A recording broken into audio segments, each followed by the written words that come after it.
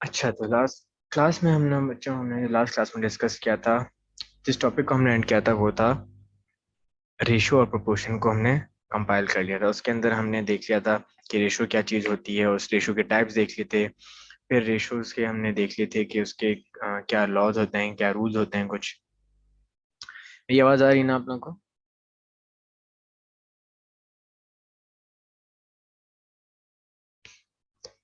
Okay. तो उसके अंदर हमने देख लिए थे प्रोपोर्शंस के अंदर कंटिन्यूड प्रोपोर्शन हमने देख लिया था कि कंटिन्यूड प्रोपोर्शन कब होता है, क्या होता है। कंटिन्यूड प्रोपोर्शन आपको अभी जो हम एग्जांपल्स करेंगे कुछ आगे जो हम पढ़ेंगे उससे भी दोबारा रिवाइज हो जाएगा। तो कंटिन्यूड प्रोपोर्शन में आपको बताता हूँ दोबारा क्या होता है कि हमारे पास हम कहते हैं अगर दो रेशो हैं, यानी कि ए रेशो बी, ठीक है, और बोला जाए कि एक और रेशो है, मतलब ये ए रेशो बी इज टू, या फिर दोबारा कह रहे हैं रेशो किसके इक्वल है, सी रेशो डी के। ए रेशो बी इक्वल्स टू, इसको हम इक्वल्स टू से भी डिनोट करते हैं, मैंने आपको बताया था सी रेशो डी। और ये जो रेशो वाली चीज लिखी है ये मैंने आपको बताया था कि ये अपॉन में भी आ सकता है, ऐसे इसको अपॉन में भी लिख सकते हैं, तो एक ही बात होती है। ठीक है, तो ये तो था हमारा लास्ट वाला। उसके आगे हमने उसके बाद पढ़ा था वेरिएशन को भी हमने क्लियर कर लिया था, कि जिसमें आपको मैंने बताया था कि अगर हमें बोला जाए कि दो चीजें आपस में रिलेटेड है, तो वो किस तरह रिलेटेड है, किस तरह रिलेटेड है, उसमें हमने पढ़ा था डायरेक्ट वेरिएशन और इनडायरेक्ट वेरिएशन। डायरेक्ट वेरिएशन में पढ़ा था कि अगर ए और बी कोई दो, आप कह सकते हैं नंबर्स हैं, या कोई भी रियल नंबर्स हैं, कुछ भी आप बोल रहे हैं इसको, ठीक है, वेरिएबल्स हमारे सामने, लेकिन वेरिएबल्स में कोई भी नंबर हो सकते हैं। अगर हम बोलें कि ए की वैल्यू बढ़ रही है, ठीक है, हम बोल रहे हैं कि अगर ए की वैल्यू बढ़ रही है तो हमारे साथ उसकी बी की भी वैल्यू बढ़ रही है। तो अगर ए और बी दोनों की साथ ही वैल्यू बढ़ रही है तो इसको हम बोलते हैं डायरेक्ट रिलेशन। ठीक है, हमने ये पढ़ा था, इसको हम बोलते हैं डायरेक्टली प्रोपोर्शन भी बोलते हैं हम, या डायरेक्ट वेरिएशन भी बोलते हैं। ठीक है, फिर हमने पढ़ा था इसके इसी के अंदर कि अगर बोला जाए कि अंदर हमारे पास अगर ए और बी हैं, ठीक है, और अगर मैं ए को बढ़ा रहा हूँ, ए को अगर मैं बढ़ा रहा हूँ फॉर एग्जाम्पल, तो बी जो है हमारा वो कम हो रहा है, घट रहा है। अगर ए को मैं इंक्रीज कर रहा हूं तो बी डिक्रीज हो रहा है। इसको मैं बोलता था ये एक इन्वर्सली प्रोपोर्शन है, या इन्वर्स वेरिएशन है इसके अंदर।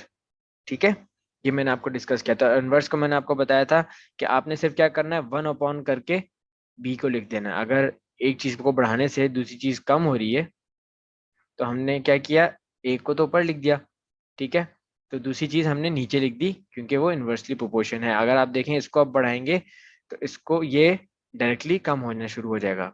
अच्छा, डायरेक्टली प्रोपोर्शन को मैंने आपको फिर बोला था कि इसको हम कन्वर्ट कर सकते हैं इक्वल टू फॉर्म में। ठीक है, फॉर एग्जांपल इसको अगर हम देखें इक्वल टू फॉर्म में लिखने का, तो हम कह सकते हैं ए इक्वल्स टू बी, लेकिन मैंने आपको बोला था कोई आप कांस्टेंट लगाएंगे के नाम से। के कोई भी कांस्टेंट हो सकता है, मतलब इन दोनों के दरमियान में कोई ऐसा नंबर हो सकता है, वो चाहे यहाँ हो या यहाँ हो। हम ज्यादातर ऐसे ही लिखते हैं, यहाँ पर आगे रिप्रेजेंट करते हैं इक्वल टू के बाद, ताकि हमारे पास एक स्टैंडर्ड फॉर्म ऑफ इक्वेशन हमें एक मिल जाए। तो के कोई भी क्या है, कांस्टेंट हो सकता है, कोई भी नंबर, कोई इंटीजर, कोई रियल नंबर जो इनके दरमियान का किसी फैक्टर से बढ़ रहा होगा। मतलब आप कह सकते हैं कि यहाँ पर अगर ए की जगह हम कह लें 10 है, ठीक है, और बी की जगह कह लें हम 5 है, तो कोई के ऐसा नंबर होगा कि ये इन दोनों को इक्वल कर रहा होगा, जैसे कि 2। मतलब ये इस तरह कुछ होगा, ये कहने का मकसद है के कोई भी नंबर हो सकता है, ये के। ठीक है, यहाँ तक सब क्लियर है, डायरेक्ट वेरिएशन और ये इनवर्स वेरिएशन तक।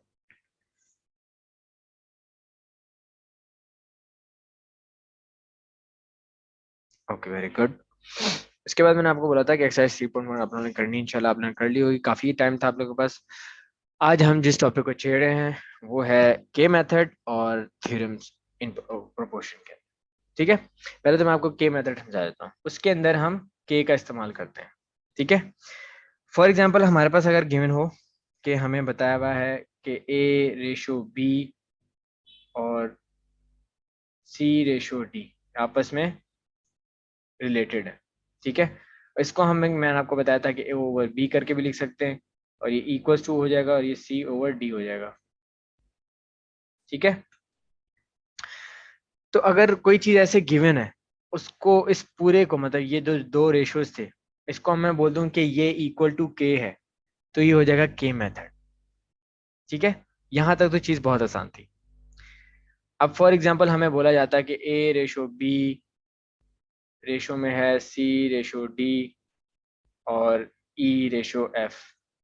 तो हम इस चीज को ऐसे लिख सकते थे, A over B is equal to C over D is equal to E over F.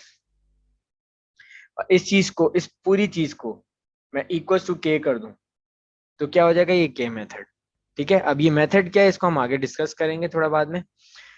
इस चीज को हम मैं पहले समझ लेते हैं कि ये जो चीज लिखी गई है यहाँ पर, इसका मतलब क्या है। इसका मतलब है कि ए रेशो बी या A over B, A divide by B is equal to C divide by D, A divide by B is equal to C divide by D which is equal to E divide by F, और ये equal to के है।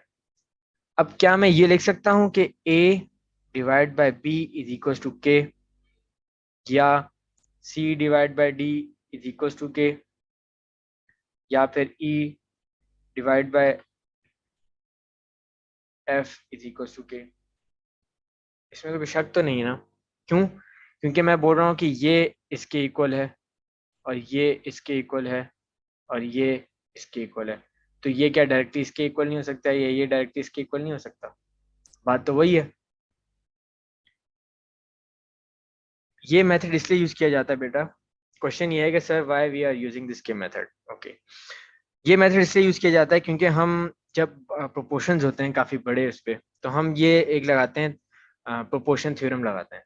ठीक है, उस theorem के अंदर हम के मेथड यूज करते हैं। हमें पता लगता है कि के क्या कांस्टेंट है, कोई ऐसा फैक्टर है जिसकी वजह से वो चेंज हो रहा है, और कौन से रेशो आपस में बराबर हैं, किस तरह बराबर हैं, ये रिलेशन निकालने के लिए हम ये प्रोपोर्शन और ये थ्योरम वगैरह यूज करते हैं।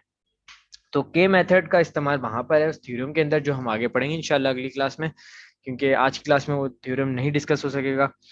तो के मेथड जो है वो वहां यूज होता है। तो ये जो समझ आ गई ना के मेथड क्या है, कि हम सिर्फ इक्वल टू के कर रहे हैं। ठीक है, अब इस चीज को आप एक दफा गौर से देखें कि ए अपॉन बी, इसको मैं यहाँ अलग से लिख देता हूँ, welcome, A upon B equals to K. ठीक है, इस चीज को क्या मैं इस तरह लिख सकता हूँ, ए इज इक्वल्स टू बी के। बात तो वही है, मैं बी को सिर्फ उधर ले गया। इसी तरह मैं इसको भी लिख सकता हूँ कि C is equals to B K, या E is equals to F K. ये हमारे पास तीन इक्वेशंस आ गई ए बी सी की। ठीक है, तो ये हम इस तरह भी रिप्रेजेंट कर सकते हैं।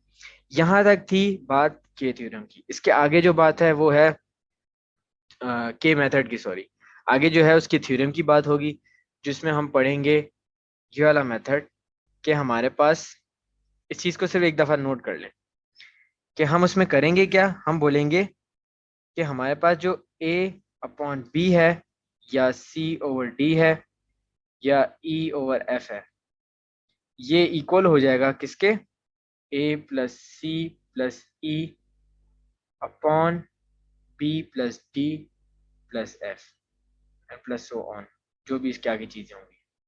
ठीक है, और इस चीज को हम प्रूव करेंगे इंशाल्लाह नेक्स्ट क्लास में उस थ्योरम के थ्रू।